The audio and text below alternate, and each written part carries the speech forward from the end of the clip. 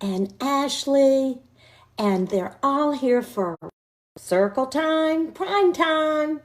Hi.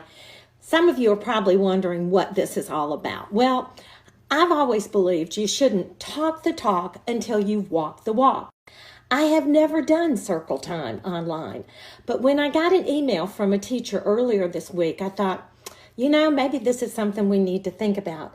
And I want to let all of you know I'm so grateful when you ask me to do something because you're keeping me busy so I'm not worried about some of the negative things in the world. Anyway, so most of us have never, okay, there we go. And so I'm still on, right? It looked like I got cut off. No, I'm still on. Anyway, at the end of the show, the romper room lady would say this little poem, romper, bumper, stomper, boo, tell me, do. Magic mirror, what do you say? Did all my friends have fun at play? And then she would say different children's names. And I kept waiting for her to say my name. She never did. But tip number 1, use children's names. When you use their names, it just connects with them. And also think about Mr. Rogers. Remember when he would say something and then he'd pause? Like he would actually be listening to the children. So pause. And even though you might have them on mute, pretend like you're listening to them. Another thing that Mr. Rogers did, he talked very slowly and very clearly. And I have a tendency to talk fast, and I think most teachers do because we want to say what we have to say before we lose their attention. But I think especially when it's on a screen and you don't have that physical presence, it's so important to talk very slowly and very clearly. Help the children feel secure when they come to see you and feel loved.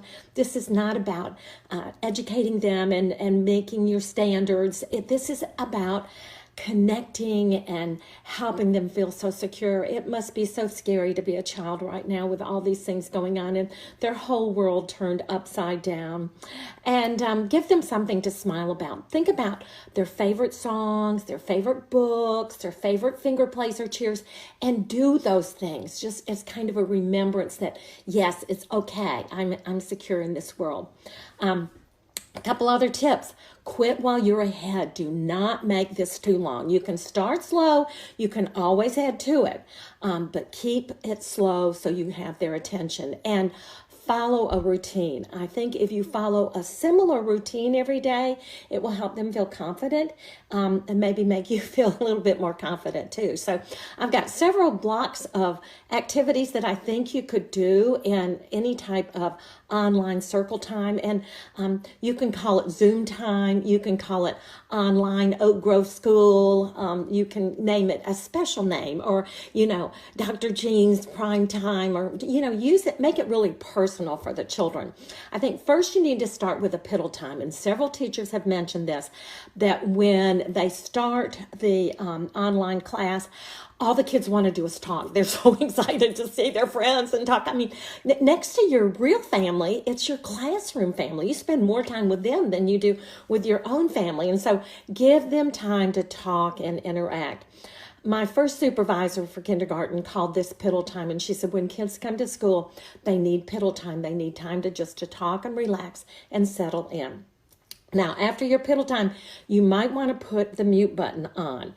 I do not have enough technical savvy to be able to handle all the comments and things like that. So, whatever you're comfortable with. Some of you might have 5 kids and it'd be easier just to leave the mute button off. But if you've got a large group, you might want to put that on. That's your choice. Okay. So I would have them sitting down and I would start with a attention grabber like this. A teacher taught me this one. If you know your teacher loves you, blow her a kiss. If you know your teacher loves you, blow her a kiss. If you know your teacher loves you and she'd really like to hug you. If you know your teacher loves you, blow her a kiss. I mean, what child is not going to be engaged when you sing that song to them? But feel free to put your name in that. If you know Miss Johnson loves you, blow her a kiss. Put your name in that. Another song to grab their attention. You all have seen me do this one a million times. I like you. There's no doubt about it. I like you, there's no doubt about it. I like you, there's no doubt about it. You are my good friend. And you will find all of these songs and all of these words and everything on my blog tomorrow. And the reason I'm doing the blog tomorrow, on Monday through Friday, I'm trying to do blogs that would be appropriate for families. And on Saturday and Sunday, I'm trying to keep them special for you. So it's all going to be there tomorrow. Don't worry about writing anything down. I think it would be good to use the song with their names. And I would just go down my class roll.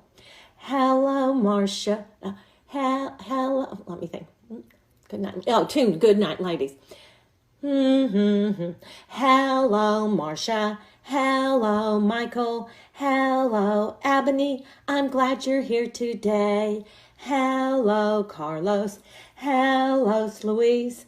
Hello, Nancy. We're glad you're here today. And so I would just use all the children's names in my classroom, even if they're not in attendance, use their name and make them part of the group. Another good morning song that uses their name, the little red box, and you just cover a box with red paper and you make name cards with the children's names and pictures, and you can pull out one at a time. I wish I had a little red box to put my Lily in. I'd take her out and go, and put her back again. I wish I had a little red box to put my Will in. I'd take him out and go, and put him back again. And I think it's going to be important to use every child's name, okay? Something like that. So they've been sitting down. Now, after that, I would have them stand up and do a good morning song. And rise and shine and welcome to school today. That's, of course, one of my favorite ones. But any song that you use as a good morning song that they will recognize and are familiar with, that would be a good one to have them stand up. So you're going to stand them up for a good morning song.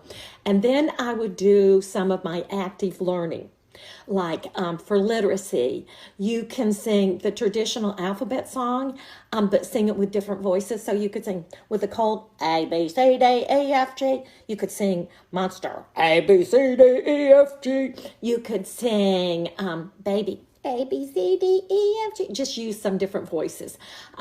You could also do Who Let the Letters Out, ABC Kickbox, karate writing, fonder size. I've got all sorts of YouTube videos that you could use for that active learning time. Some math time, Macarena count to 100. You could do the days of the week, the months of the year, country countdown, addition pokey. I would just choose maybe one alphabet song and one math song. And if you do online every day of the week, I would do the same song, same routine for the whole week, okay? So they started when they were sitting down. We had them stand up for a good morning song and active learning. Then I would have them sit down again, and I would use this song. Everybody have a seat, have a seat, have a seat. Everybody have a seat on the floor.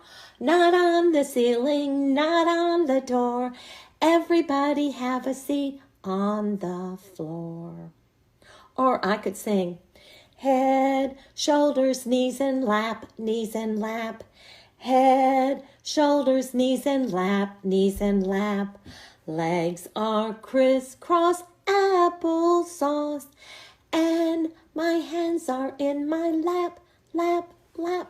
So get them sitting down kind of in a sneaky way with a song. And once they're sitting, then I would do a finger play. You know how I love finger plays, and I have dozens and dozens on my website that you can download. But the reason I would do a finger play is when you engage their fingers, you really pull in that whole child. If they're just looking and listening, it's not the same as actually getting their hands busy. And so let me just do a few of these with you. Open, shut them, open, shut them. Give a little clap, clap, clap. Open, shut them, open, shut them. Put them in your lap, lap, lap.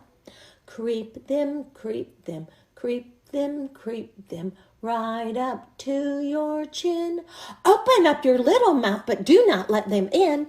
Falling, falling, falling, falling, almost to the ground. Quickly pick them up again and turn them round and round. Faster, faster, slower, slower. Do you see how engaging that is? Or, repeat after me. I've got 10 little fingers. I've got 10 little fingers and 10 little toes and 10 little toes. 2 little eyes, 2 little eyes, a mouth and a nose, a mouth and a nose. Put them all together. Put them all together. And what have you got? And what have you got? You got me, baby. You got me, baby. And that's a lot. That's a lot. So, any finger play will work with them, especially if you've already done those before.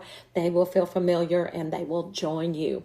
After you've got their attention, that would be a good time to read a book. You can read a book just because you like it and they like it, or you could read a book with a little bit of content in it for something that you might want to talk to them about or share with them about. And then it would also be fun if you had your little mascot, if you have a little class mascot. And I've got Pokey the Pony. Boys and girls, he has a message for you today. It's a message to Dr. Jean's friends. Let's see what Pokey wants to tell you. Oh, I can't wait to open this up and see what Pokey has to say. Pokey says, "Dear boys and girls, I miss you so much. It's so special to see all of you this morning. I hope you are enjoying being at home with your families. Are you reading lots of books and playing games? It won't be long until we are together again. Be kind and good. Love, Pokey the Pony." And look, Pokey doesn't have a handprint. He has a hoof print, doesn't he? Okay, so just a way that you might want to give a message to them. Right after we read the book and had the message and had a sit down time, then I might have them stand up and again and do their favorite song. Tootie Top, Bear Hunt, Banana, a Button Factory, whatever their favorite song is, do that song with them. For the final part, I would have them sit down and I would do some cheers with them. Let me give you a firecracker. Psh. Let me give you a fantastic. You're so fantastic. You're psh, psh, psh. Fantastic. I might also do this little chant with them. I just love it. It's from The Help. And when I say, boys and girls, what are you? I want you to say, I am kind, I am smart, I am important. Boys and girls, what are you? I am kind, I am smart, I am important. And I know that's so true for each one of you. I would also give them a challenge for today. Now, I have a challenge for you because you're all my superheroes. My challenge for today is to look for shapes around your house. Or my challenge for today is to teach your parents 2 nursery rhymes. Or my challenge for today is for you to draw a picture or make a card and mail it to someone you love. And then finally, I would end with a goodbye song. It is time to say goodbye to all my friends. It is time to say goodbye to all my friends. It is time to say goodbye. Give a smile and wink your eye. It is time to say goodbye to all my friends. Goodbye, friends. Thank you for coming and joining me today. I loved being with you, and I hope you'll come back tomorrow. So kind of be salespeople like, oh, I can't wait for you to come back tomorrow.